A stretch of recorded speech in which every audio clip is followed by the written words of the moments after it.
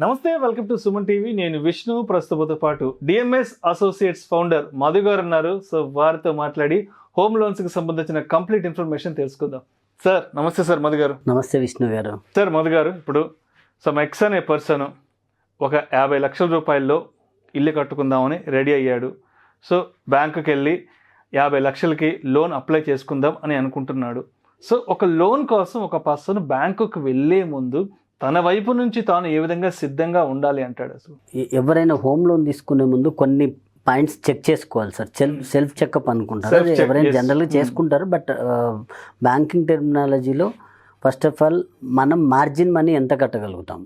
ఎందుకంటే బ్యాంక్ ఇచ్చేది in case of 30 lakhs and below loan amount అప్పుడు 90% ఆఫ్ ది అమౌంట్ లోన్కి ఇస్తుంది. 10% ఆఫ్ ది అమౌంట్ వాళ్ళు మార్జిన్ మనీ పే చేసుకుంటే సరిపోతుంది.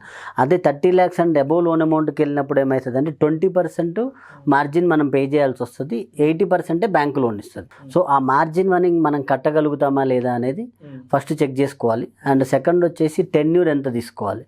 లోన్ టెన్యూర్ మనం 10 years టెన్యూర్ పెట్టుకున్నప్పుడు ఏమైతుందంటే ఈఎంఐ ఎక్కువ పడుతుంది. 30 years ఈఎంఐ పెట్టుకున్నప్పుడు ఏమంటే ఈఎంఐ చాలా తగ్గుతుంది.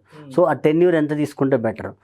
అండ్ ఇంట్రెస్ట్ రేట్స్, ఎందుకంటే సార్ యాక్చువల్గా అన్ని నేషనలైజ్ బ్యాంక్ చూసుకోండి, ప్రైవేట్ సెక్టర్ చూసుకోండి, ఎన్బిఎఫ్సి చూసుకోండి, అన్ని పెద్ద బ్యాంకులే, అన్ని మంచి బ్యాంకులే. కానీ చూసుకుంటే 0.5% నుంచి 1% వరకు వేరియేషన్ ఉంది. సో ద బెస్ట్ బ్యాంక్ ఏంటి అనేది కూడా ఒకసారి మనం సర్వే చేసుకుంటే బెటర్ సార్. అంటే లైక్ మాలాంటి డిఎంఎస్ అసోసియేట్స్ మేము సింగిల్ ఫోన్ కాల్తో, ఎందుకంటే మేము 18 years నుంచి, నేను యాజ్ ఏ మధుసూదన్ నేను 18 years నుంచి లోన్స్లోనే ఉన్నాను. డిఎంఎస్ అసోసియేట్స్ నేను ఎస్టాబ్లిష్ చేసి 8 years అవుతుంది. సో కంప్లీట్గా బ్యాంకింగ్ సిస్టంలో ఉన్నాం కాబట్టి మాకు ఒక సింగిల్ ఫోన్ కాల్తోనే మీకు ఎంత రేట్ ఆఫ్ ఇంట్రెస్ట్ వస్తుంది అండ్ ఏ బ్యాంకులో the best rate of interest, the best processing fee and least processing fee పడుతుంది అనేది మేము చెప్పగలుగుతాం. కాబట్టి అదొకటి చెక్ చేసుకుంటే సరిపోతుంది సార్.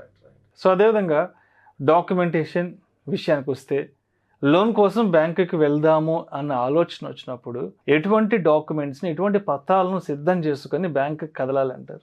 అదేంటంటే సార్, తీసుకునే లోన్ అమౌంట్ని బేస్ చేసుకొని, ఫర్ ఎగ్జాంపుల్ కొన్ని మేజర్ బ్యాంక్స్లో 90 lakhs and above loan amount తీసుకున్నారు అనుకోండి, 1 crore and above loan amount 90 above తీసుకుంటున్నప్పుడు 30 years లింక్ డాక్యుమెంట్స్ అడుగుతారు ప్రాపర్టీ. ఓకే. అదే 1 crore బిలో 90 lakhs 80 lakhs అదే లోయర్ లోన్ అమౌంట్కి వచ్చేసరికి మనకి 13 years ఇస్తే సరిపోతుంది. సో 13 years 30 years ఇక్కడ.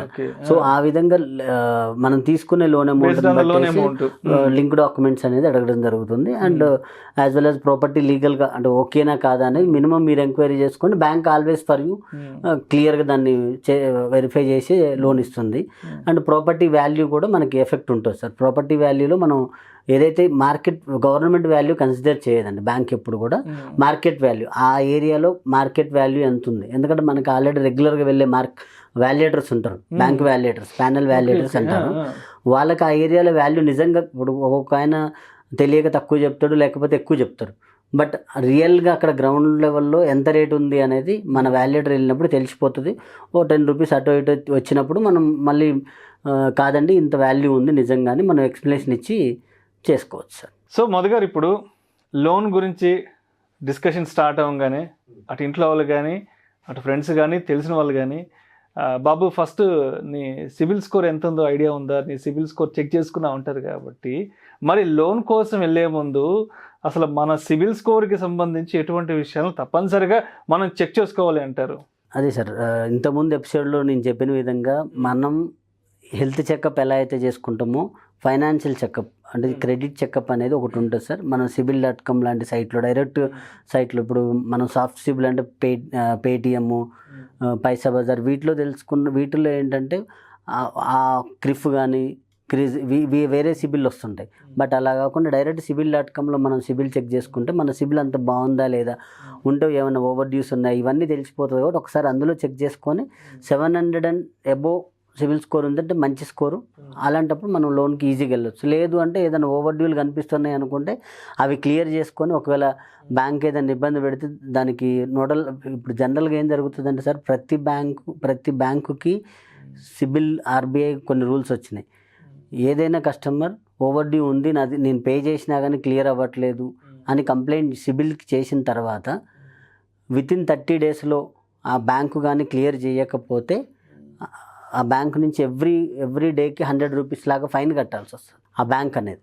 ఓకే, బ్యాంక్ కంప్లైంట్ ఇచ్చిన తర్వాత కూడా సార్ట్ అవుట్ చేయకపోతే 30 days తర్వాత పర్ డే 100 రూపీస్ లాగా పే చేయాల్సి వస్తుంది.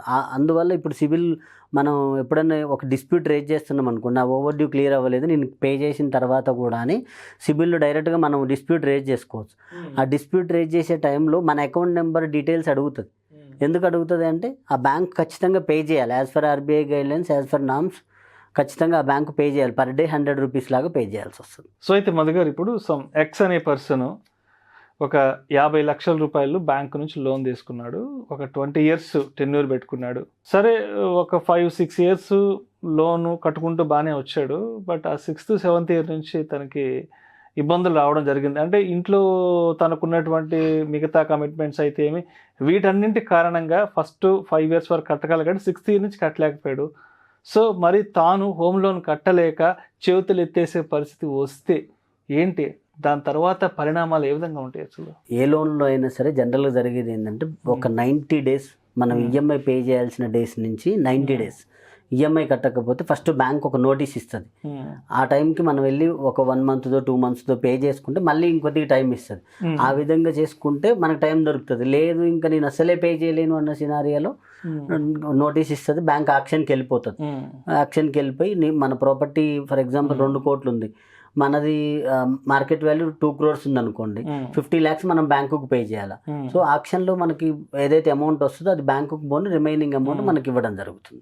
ఏదైనా కంప్లీట్ నోటీసెస్, ప్రియర్ నోటీస్ వచ్చిన తర్వాతనే ప్రాసెస్ అనేది నడుస్తుందండి. అండ్ అదేవిధంగా రిజర్వ్ బ్యాంకుకు సంబంధించి వార్త ఒకటి అందరూ పెద్ద ఎత్తున డిస్కషన్ చేసుకుంటున్నారు.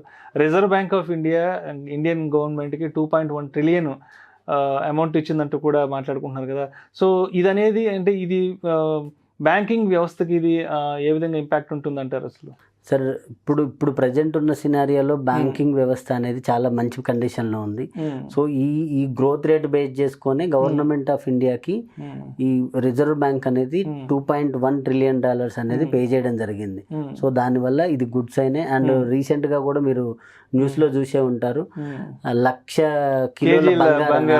కిలోల బంగారాన్ని ఇంగ్లాండ్ నుంచి ఇండియా సో తీసుకొచ్చుకొని మన దగ్గరే స్టోరేజ్ చేసుకునే పాసిబిలిటీ ఉంది కాబట్టి ఇక్కడ తెచ్చుకొని పెట్టుకున్నారు. సో ఇవన్నీ ఏంటంటే ఈ లోన్స్ సెక్టార్ కూడా ఇవన్నీ మంచి సైన్లే అని చెప్పుకోవాలి.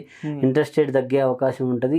This is the right time to purchase houses through home loans అని చెప్పగలుగుతాను sir. Right, thank you so much Madhu గారు. Thank you Vishnu. హోమ్ లోన్స్కి సంబంధించి, అదేవిధంగా సిబిల్ స్కోర్కి సంబంధించి, అండ్ మరొక ముఖ్యమైన పాయింట్ కూడా చెప్పారు, హోమ్ లోన్ కట్టలేక చేతులు ఎత్తేసే పరిస్థితి వస్తే మరి ఆ టైంలో ఏ విధంగా ప్రొసీడ్ అవ్వాలని, ఇటువంటి హోమ్ లోన్స్కి సంబంధించిన ఇంట్రెస్టింగ్ ఫ్యాక్ట్స్ అన్ని కూడా ఈ వీడియో ద్వారా మన ప్రేక్షకులు తెలియజేయగలిగారు. Thank you so much Madhu గారు. థ్యాంక్ యూ విష్ణు గారు.